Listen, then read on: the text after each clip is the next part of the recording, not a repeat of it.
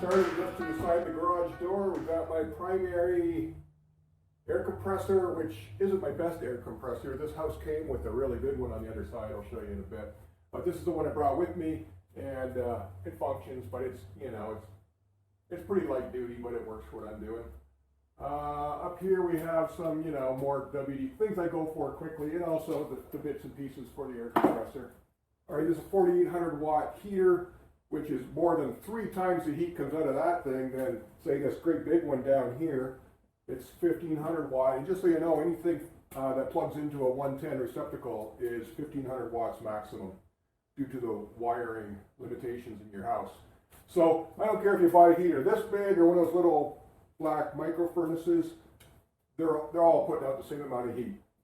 This one's in the 220, and it puts out a lot more. So that's my main heater for the shop right now. I'd like to get a furnace in here at some point. I do have a furnace, but to get it all plumbed and everything's going to take a while.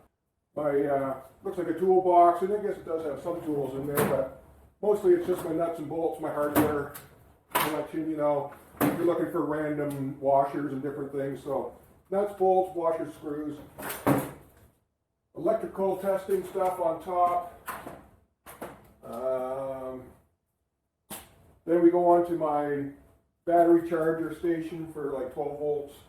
I guess 6 volts too, but I don't have anything 6 volts. So my 12 volt battery station, and then everybody has, you know, a couple of these, but they never know what's in them, right? Ooh.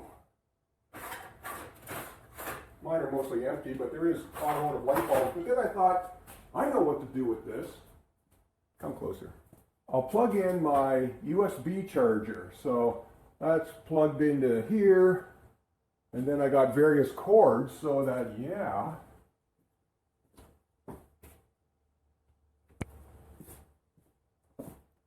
Okay, so you have to charge your GoPro 7, say. Just put that on in there, open a drawer, and it's on its way to being charged. What if you got something bigger?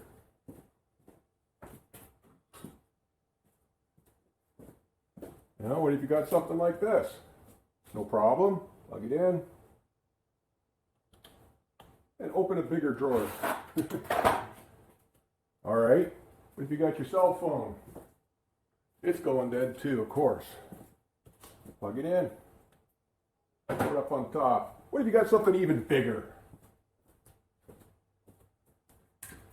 All right. Maybe you've got the battery pack on your giant GoPro rig here. You need to plug that in. Well, it could just sit on top. And plug that in. All right, so there is a good use for these things, other than just storing crap you're never going to find when you need it. So there you go. Moving along. Okay, so underneath a couple of jack stands, I got a couple more somewhere else over there. My welder, my MIG Pack 10, Lincoln MIG welder. So I've never actually used this welder yet. I intend to. It's just 110 volts, so I can just plug it in anywhere in here. And maybe I should have it over by the welding bench. I'll get to in a minute. Funnels, these shelves are awesome. I just got these shelves from a good friend.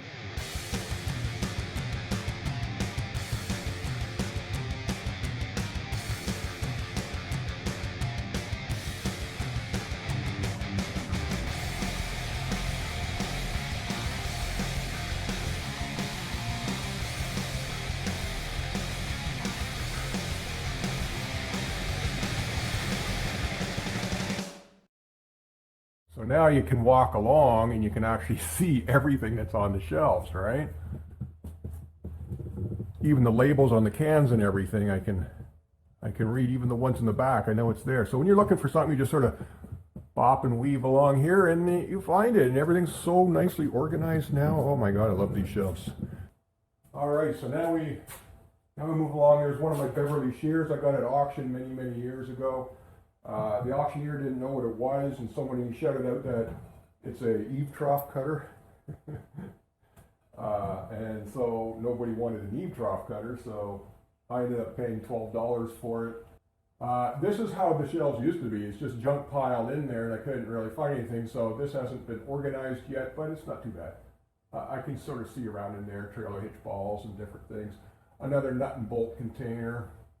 There's a shelving unit down here. Not sure if you can see that. So there's a little shelving unit down here that's had odds and ends like a heat gun, a soldering iron, a little vacuum, just different things that don't really have a standard place. Okay, next we have this big cabinet that I got at auction for a couple of bucks. Great big steel thing that actually rolls out, and it's just full of hardware too. Nuts and bolts, different things, threaded rod, yeah, shear pins, springs, all kinds of different things go in here, miscellaneous. My sound system's on top. I have an iPhone 5, an old iPhone 5 running as an iPod, and it's just running into the soundboard here, which then runs through this gigantic amp, which is driving that big speaker on the ceiling over there. And gotta be air conditioned. There's a couple of hot days in the summer we can't quite handle. So it just hooks up into that window there. Got a nice cubby hole shelving unit on Marketplace last year, and that fills up all kinds of different things. This is all just miscellaneous metal bits and pieces, things that I can use to make stuff. You know, just, you know how you always just need some basic piece of crap metal, a little bracket or something you need to make? Well, that's where this is. Nails go down there. Snowmobile dollies go here. And just various stuff. The motorcycle's in here because I need to do an episode on how to get the choke working. It runs fine, but the choke isn't working, so it's terrible when it's cold. So that'll be coming. All right, moving along this bench, I got some cover ramps down here. This is where you know your oil dries, because you're always going to be making spills. My other floor jack, because you need two, I guess. Motorcycle jack down here, motorcycle and ATV jack, I guess. My drill press, not much to say there, just your basic tiny one. I want to get a big one to mount on the floor right in front of here and get some real power. This bench is just, you know, it's got spare camera bits, dash cams and different things, my old video cameras. But really, I don't plan on using this bench too much. It's more just to hold things because, oh, there's my big winch for the 16-wheeler. 10,000 pounds should do it. Now, finally have my welding bench ready to use. This is a great big steel plate I welded on top of. What this is an old, like an architect's office drawing filing cabinet. So it's full, I don't know, probably 40 inches, and you would hang your drawings down inside this from when I used to work in an office. And so I got it for free out of the basement. I don't know, it was heavy as heck. But then I made it even heavier by mounting this big boiler plate on here. And then I cut holes out the front so I can store stuff in, and when I'm using it, you know, my knees can go in there. So looking forward to this. I got to get a light over this though. Okay, so yeah, I got to get a light over this. A couple lights there, but they're just sitting there. And of course, a collection of wrenches to get to easily.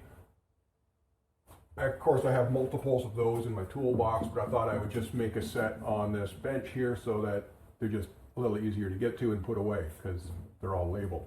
My other Beverly shear, this one is a curved throat, they call it. So the other one was a straight cut over there. You can only cut straight lines. This one you can turn your metal and cut. Now this was another $10, I think it was like 2 weeks later at the same auction. This one came up probably from the same seller. And again, no one knew what it was, so I think I'm pretty sure I paid $8, maybe 10 at the most, for a curved throat Beverly shear. And it works fantastic, but because there's a chip in the blade, I only use the first, you know, inch and a half of the blade. I just have to work it a little bit more than going a full, you know, cut. Maybe one day I'll put a new blade on that, but. Okay, that's just a little bird bath that I'm using as a table, as a work stand. You know, I'm working on a project. I just throw nuts and bolts into that so I don't lose them. And then there's my big arc welder that I'll use for heavy gauge metal. Great big Miller welder. I think I paid $30. Well, I know I paid $30 for that at the auction because I remember the auctioneer being really angry at people for not bidding it up higher because he says there's $30 worth of copper in those cables, for God's sakes. Let's go, people. And I just sat there patient. He goes, all right, sold, $30. So yeah, that's a good little Good little arc welder. All right, we're done on this side. There's just miscellaneous stuff up on that shelf, so nothing to see there. While we're on this side, I might as well just quick show the beam. It's a 4x4 steel beam. It's a box beam. Yeah, I'd like to have an I-beam up there, and I have one out beside the garage because I have a trolley back there under that bench that I can run along, like run it end to end. But you know what, for what I'm lifting with this thing, it's a half-ton chain fall. So it's good for lifting the ATVs or a lawn tractor or something like that. Just move these chairs out of the way and I'm good. Works fine. I didn't point out that underneath this bench is the summer tires or the winter tires, depending on what season we're talking about. So there's 3 vehicles, so there's 3 sets of tires. Okay, underneath there is a pipe bender back in there, air pig, and a giant rope, like a humongously giant rope. It was made for lifting trusses on buildings with a crane. So somehow I have that. Oh yeah, look underneath there. You can see a little bit of a Harley Davidson twin cam engine. Okay, this side is my main toolbox. There's a little toolbox on top, has some specialty tools in it. On top is like tape measures and different things that I need to see right away just to see that I even have it. Of course, I have a bicycle hanging on top of everything. Mint condition, 2005 chopper. It is perfect. I got to get it down and clean the whole thing off with Windex. And then I think it's going up for sale. Drill bits and different things, sockets, but it's your basic toolbox full of stuff. I've owned this for probably 15 years, and every single time I open the wrong drawer, every time. Maybe I'll label it one of these times. This area here is a grinding center, for different things. Sandpaper, wire wheels, that kind of thing. Just different stuff. Mats up there, blankets, old shop blankets for crawling underneath stuff. Okay, just keeping this mobility scooter here because there's space for it here. Wood saw. And then I have all my power tools up here because you need 3 skill saws, right? And how many sawzalls? I don't know, several. But, my main drills and grinders and stuff are up in here. Scrap sheet metal back in here. Those Beverly shears work really good on street sign gauge metal. So sometimes at the auction, these old road signs would come up and I would snap them up and just use them for scrap metal or use them for projects. Okay, moving around, that's the other side of the shop. So I'll take a quick look in there in a minute, but this is kind of my grinding center, obviously, because there's grinders and sanders all over the place. I just put this one over here. It's bolted down now. I just need the sanding tape, I'll call it, the sanding strip that goes on. I had broken it a long time ago. And hopefully when I put that on, it adjusts down so that this door will still open. We'll see. Right now I got it held down with a bungee cord. Little grinder over here. For what I use this for is I'll show you. What I use that for is sharpening drill bits. So it's such a fine stone that, and I learned when my first full-time job was at Argo in New Hamburg, working in the gear shop that, they make Argos. They're the 6-wheel drive amphibious vehicles. And they also make gears. So I worked in the gear shop, and the drill bits are, we did have a drill bit sharpening machine, but one of the old boys, one of the old craftsmen that worked there said, listen, if this ever is broken or you don't have time, this is how you sharpen a drill bit. And he right up against the grinding stone, just kept turning it like that, flipped it over, did the same thing. I kind of watched what he did. And then when you look, you realize, yeah, okay, there's just a slight taper on the drill bit, and the center point should be very small, and then you're sharp, you're good to go. So I sharpen all my drill bits by hand, just by feel, and that's what I do it with. All right, this is my big vise I just attached. It's got to be from, it's 1906 bench vise. That is one tough bugger of a vise. My other one blew into pieces. Got my oil can, handy, tap lube for, tapping. You're always chasing threads and Safety glasses go in there with sandpaper. Don't know why. That's just the match that I made. Sandpaper and safety glasses. You know, they're going to get all scratched probably. But a couple cans of grease. A couple of things I use all the time. So WD-40, PB Blaster, and this 3-in-1 stuff. Oh, look, another one of these things. I don't know why it's there. I think it's just to cover the gap back there so things don't fall down. Okay, this bench is pretty awesome. I got this. This is a real nice steel, and it's a welding bench. You can see, you know, there's shelves for arc welding electrodes. I think I paid $40 for this bench at auction. It's just awesome. I made myself a hammer rack, so I did this with the Beverly shears. So I just took a sheet of steel. What is that? Maybe an 1/8 thick, and just cut slots in it that hammers fit, and welded on a little bracket to, you know, attach it to the wall. Not really sure what this is for, but anti-burglar we'll call it. And then I just screwed some things to the wall. My propane heater for when I want heat in this place quicker, I just let that thing rip for about 10 minutes and the place is warmed up. Okay. All right, so this little thing down here is a tire machine, and it's pneumatic, and it's something I want to restore sometime, so I'm going to make that a project. It's just too heavy to be moving all over the place, so that's its spot. That's where it sits. And then this is the stuff that was in here when I moved here, these old cabinets, and I decided to keep them because, you know, specialty tools go in there. Should maybe put handles on these, but...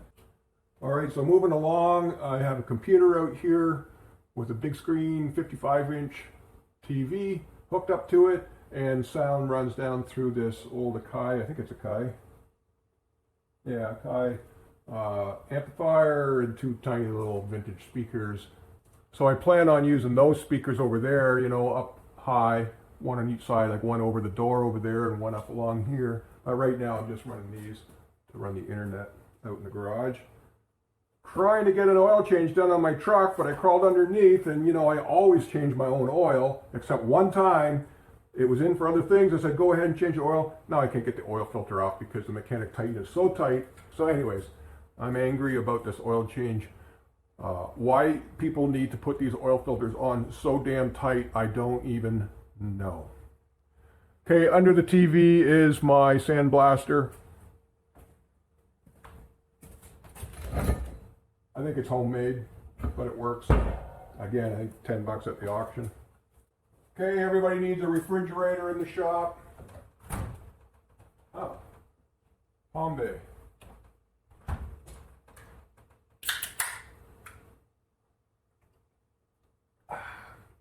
BB gun, just a BB gun with BBs.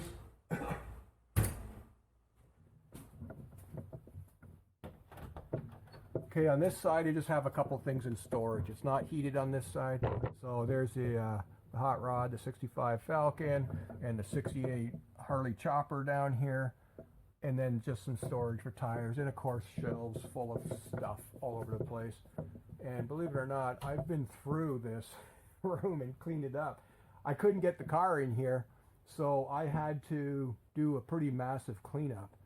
And now the car fits just fine, but it looks like I haven't cleaned up a thing. And even worse is over here. You may not see anything, it might be too dark. But this is the shed attached to the back, and it's got a couple of things in it. There's like an old moped under there. There's an old, you can see the red handlebars back there of a Doodlebug, and then just a wee little bit down there of a yellow fork of a I think it's late 60s Keystone Classic mini bike. So that'll be a project in the future. I can't wait to get into this Sportster, this Ironhead chopper though. I have the engine apart, it's all over the shelf here, and that's a project that I should be able to get to, not this winter, but the winter after. It's a sad day, this car is away for the winter now, so I gotta wait till next spring to get it back out, and I gotta get working on it. I don't have it safetied yet. A couple of things to do. Have to do, right now it'll start in gear, so that's no good. I have to find the wiring and hook up the shifter so that it cuts off the ignition when it's in gear, the starting system. And I need to put a parking brake on it, which I bought and ready to go on. So we'll get that done next spring or sooner. Maybe I can get it over here during the winter, now that I got space. Okay, so we've got 3 projects in here right now. 2 of them are 16-wheelers. This one really isn't, you know, there's not too much to do. I want to hook up a fuel tank. I want to get the seats sorted out. I've got boat seats, so I'm going to screw those down. Nice and comfy ones. There's one sitting back there. This one, I'll leave these seats on it, but I have to fix the chain yet. I have to weld on a bracket for the chain tensioner, so I'll get that done this winter. And then, of course, I have the Yamaha TW200 back there I talked about earlier. And then more stuff.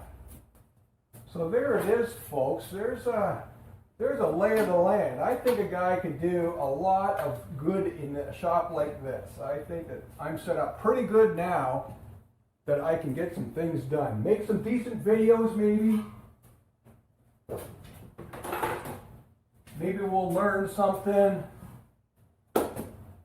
I'm glad you came along for my little tour. 2.5 years living here, and it's the first time I've cleaned this place up. So I'm anxious to get into that back shed and get that cleaned out, but I'm on break now. I did a lot in here. I want to start doing some things, and I actually want to get working on projects again. So that back room can wait. It's going to have to be insulated and boarded up, and so there's more to it than just going in there and cleaning some things up. Get the tunes rocking. I couldn't even play them while I'm doing this because of, you know, copyright and all. So there you go. The intent is to, you know, not just to teach, because I'm not an expert, but why don't you come along and learn with me? I'm learning too. So here's the deal. If I screw it up, if I make mistakes, then I learn. And you learn too, and you don't have to make the same mistakes I did. So hit the subscribe. I don't care about the bell and all that stuff. So that's the plan. Let's get some things in here and get turning screws, turning wrenches, breaking things probably. And yeah, let's get on it. Woo.